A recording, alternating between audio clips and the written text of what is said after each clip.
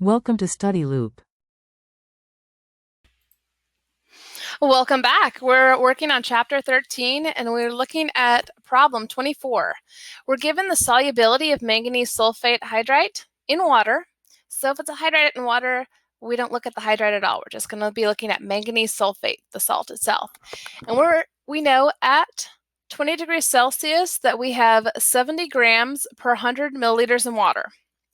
So all I did was give us the info that manganese sulfate at 20 degrees Celsius, we know that 70 grams per 100 milliliters water is what we're given. So the solubility means that that's saturated. That's the saturation point.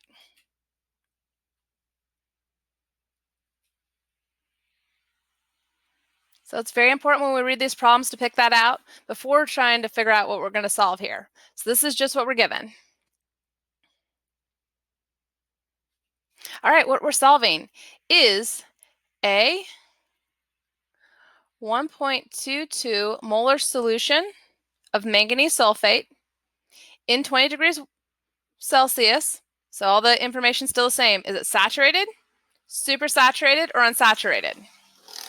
So we just need to find out which one of the three of these they are.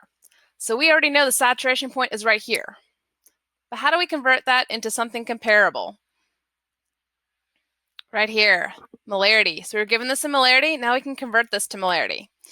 If you'd like, you can pause the video right now while you're thinking about how to convert this to molarity. Some of you have already done problems like this, so you know molarity is always moles per liter per 1 liter.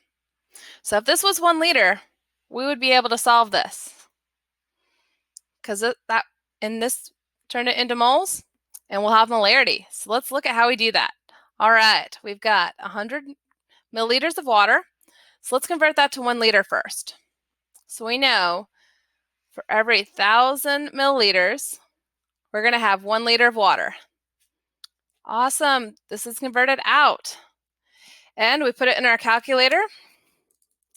70 times 1,000 divided by 100 is going to give us 700 grams of manganese sulfate per 1 liter. So perfect. We've got liters checked. Awesome. All right, now we need to convert this. How do we do that? We always go back to our periodic table whenever we're going from grams to moles. So we know we need grams of manganese sulfate, 2 moles. And if we're using the periodic table, it is always 1 mole. All right, manganese, we look it up on the periodic table, has a weight of 54.93, and we have 1 of those. We have sulfur, which weighs 33.07, and 1 of those. We have 4 oxygens at 16 grams per mole, and we put that all together, and we end up with 151 grams, 0.0. Perfect.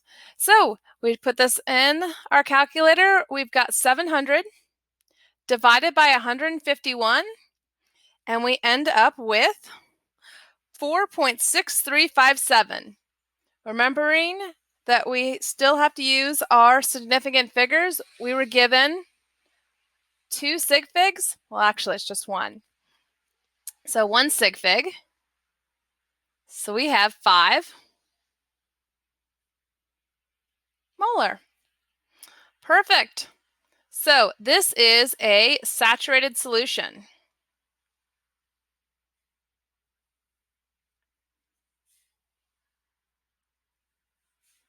Now, you tell me.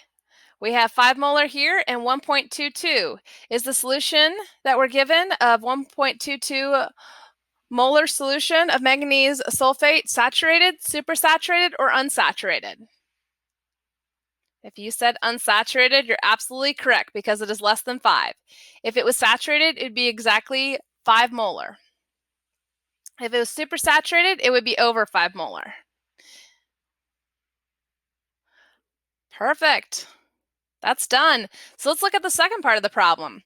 Given a solution of manganese sulfate, this dot means it's a hydrate of water, in an unknown concentration, what experiment could you perform to determine whether the solution is saturated, supersaturated, or unsaturated? How are we able to compare saturated, supersaturated, and unsaturated? You could always try to find the molarity at a certain temperature. So let's say the temperature of the lab was 33 or 23 degrees Celsius. It's a cold lab.